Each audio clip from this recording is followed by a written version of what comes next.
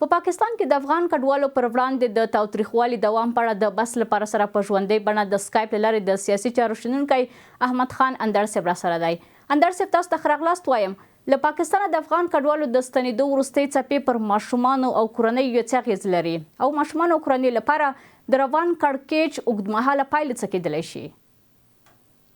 د ستر سیکټر په نامه قدرمنې ګلسم بارام تاسو او خپل ټولو درنو هیوادوالو ته سلامونه او نیک هیلې وړاندې کوم. علیکم سلام. دا چې نن 16 نومبر د ماشومانو نړیواله ورځ ده او په دغه ورځ کې د پاکستان جابر او ظالم حکومت د افغانانو لپاره الټیماټوم صادروي او غوی باندې انعام دي چې د پنجاب د ایالت په جبر زور سره وشړي. دا خلاف د هر راز بین الدول بین الملل او حتی د اسلامي قوانینو مناسکو برخلاف دي. خو له پاکستان په دې وروستیو کې موږ بل تمه نسو درلودای. پاکستان نه یوازې چې د تیرو نږدې 15 کې په افغان کډوالو ظلمونه کړي، زموږ په هیواد کې ډېر لاسوهنې کړي دي. وروسته د افغانستان د اسلامي امارت تر راتګ څخه دوی بیا هم ډېرې تمې درلودې چې دلته به جګړې وي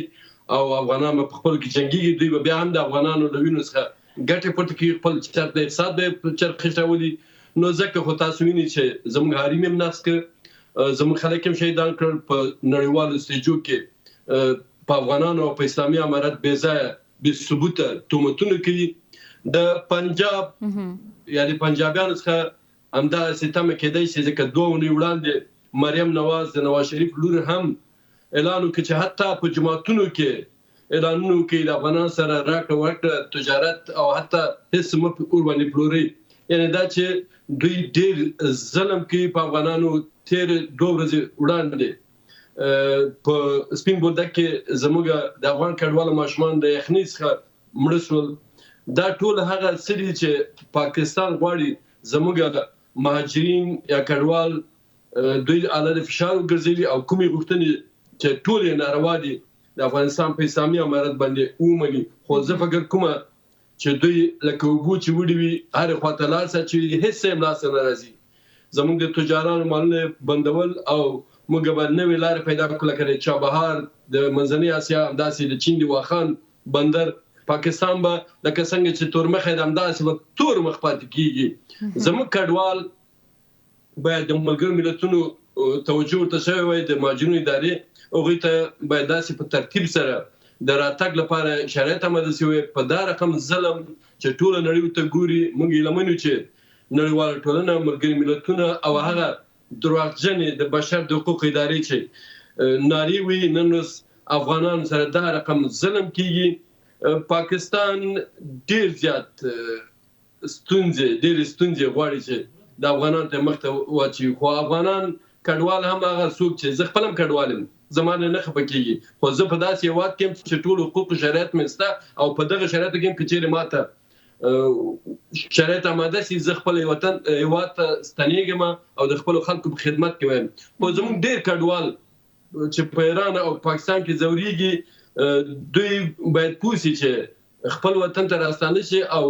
هغه څه کاروبار تجارت چې ده هغه باید په خپل هېواد کې ترسره کړي. ځکه چې دوی په سترګو ویني په دوی باندې ظلمونه کېږي، په زندانونو کې لویږي، ووهل کېږي، ټکول کېږي، کورونه ورانېږي. حتی اغلې ګلسم بارام چې زموږ په کډوالو باندې په ایران او پاکستان کې جنسي تجاوزونه کېږي. د هر راز بشري او اسلامي حقوقو برخلاف په دوی باندې ظلم روان ده. نو دلته یوازې دا نه چې موږ تل د ګاونډیان ملامت کوو، دوی خو همدغسې ظالم دي. په دا 50 کلو کې په موږ ظلمونه کړي دي. د افغانستان د اسلامي امارت قسم ټوله پړه موږ په اسلامي امارت نه سو راچوی ځکه دا د تیرو حکومتونو د ستونزو او د یرغلونو هغه زېږنده ده چې زموږ په میلیونونه چې د ملګرو ملتونو په احصایه کې ډېره برخه یا سلنه د افغان کډوال چې په نړۍ کې مهاجر دي. د دې لپاره باید دوی هڅې وکړي د ملګرو ملتونو سره وغږېږي، د نړیوال ټولنې د یوې نامالې ادارې سره وغږېږي، د مهاجرینو د هغو ادارو سره وغږېږي چې زموږ کډوال په احترامانه توګه خپل هېواد ته راستانه شي او دلته په هېواد کې هم باید شرایط ورته آماده شي د هغوی د کار او د ژوند همداسې باید د مهاجرینو وزارت د کار وزارت او همداسې د کورنیو چارو وزارت او ستره محکمه دلته ډېر رول لري ځکه زموږ داسې کډوال شته چې هغوی راشي خپل کورونه خپل کلي نه پېژني پلرونه وفات شوي دي دوی ځوانان دي افغانستان لیدلی نه دی دوی مځکې کورونه یا خپلو خپلوانو غصب کړي دي او یا لکه زه چې د شمالي ولایتو یم او شمال کې ټول کلي د پښتنو وړاندې په مځکو په باغونو خلکو مارکیټونه جوړ کړي کورونه جوړ کړي کلي پرې ودان شوي دي د هغو لپاره باید یو منظم سیستم د شرعي روان شي تر هغو د دوی حقوق ورته ورکړل شي داسې نشي کېدای چې یوې خواته ډانګې بلې خواته پړانګې افغانستان ته د راسنېدو شرایط هم په دغه رقم ظلمي او کله چې بیا وطن ته راځي دلته هم له ستونزو له راز ستونزو سره مخامخ کېږي ډېره مننه اندړ صاحب راوشو دویمې پوښتنې ته د پاکستان په پنجاب ایالت کې د افغان کډوالو پر ضد کمپاین د محلي خلکو او کډوالو پر ژوند باندې څه اغېز کولی شي ګورئ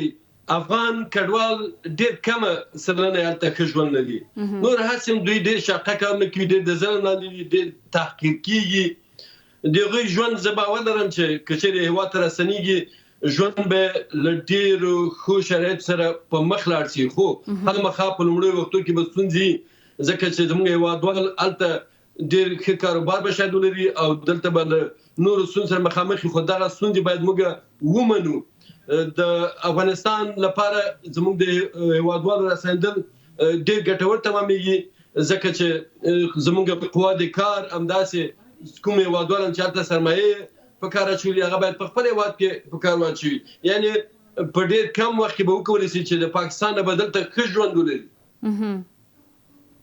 اندړ صاحب راوشو وروستۍ پوښتنې ته په پاکستان کې د افغان کډوالو نیول د قیمتي شتمنۍ ضبطول او ربړونه د نړیوالو بشري حقوقو معیارونو سره څومره مطابقت لري ګورئ موږ په وار وار ویلي چې د پاکستان ټولې کړنې د افغان کډوالو پر ضد خلاف د انساني خلاف د اسلامي او د بین‌المللي قوانینو دي خو چیرې دي نه نړیوال ټولنه زموږ غږ اوري او نه د پاکستان دا جابر ظالم غلام حکومت خپلو کړنو ته بدلون ورکوي ورځ تر بلې ظلم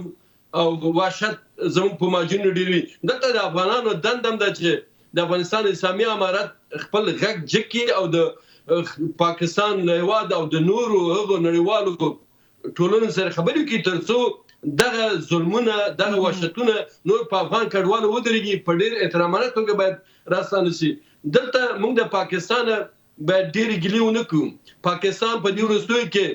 په موږ باندې هر راز ظلم ته مخه کړې ده خو هېڅ څه هم د لاسه نه راځي دا کډوال به هم راشي دوی به تور مخ پاتې ځکه د دې کډوالو له حقوقو دوی په دې 15 لسیزو کې ګټه پورته کړې ده اوس هم د ملګرو ملتونو پیسې اخلي خو دا کوشش کوي چې یو فشار راوړي په افغانانو او د افغانستان په اسلامي امارت تر څو لکه مخکې مې چې ویلې ځینې غوښتنې لري چې هغه ومني خو هېڅکله به افغانان د دوی غوښتنو ته سر ټیټ نه کړي بلکې د دغو شرایطو نه په ډېرو ښو کړنو سره مخکې لاړ شي او له دې وضعیت نه به وځي تر کله به په موږ باندې ګاونډیان ظلم کوي دغه ورته شرایط په ایران کې هم شته حتی اوس په ځینې اروپایي هېوادونو کې شروع شوي دي افغان کډوال له ستونزو سره مخامخ دي افغانان دې باید پوه شي چې خپل ځوانان خپل نیرو د کار باید راونه لګي هغه سره شنه باغونه چې له دغې نه تربونه یا نور خلک په فیسبوک او میډیا کې ودیږي عکسونه دا شیان دلته نشته افغانان باید په کور پاتې شي او موږ ټول کډوال باید هېواد ته راستانه شو ټول د ورونو په شان دغه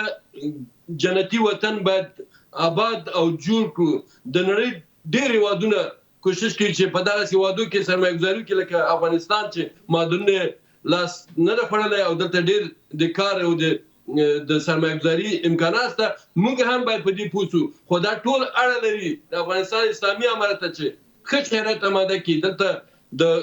مهاجرو چې راستنېږي نه یوازې چې د کور او د کار شرط اماده کړي بلکې هغه انساني حقوق چې دوی لري هغه باید ورته ورکړل شي ټول افغانان ته تر څو افغانان کډوال نه شي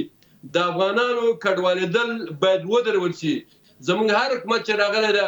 په لومړیو سرو کې کوشش کوي چې ښه شرایط وړاندې کړي خو بیا وروسته ګوري چې افغانان ډېر کډوال کېږي همدا اوس هر افغان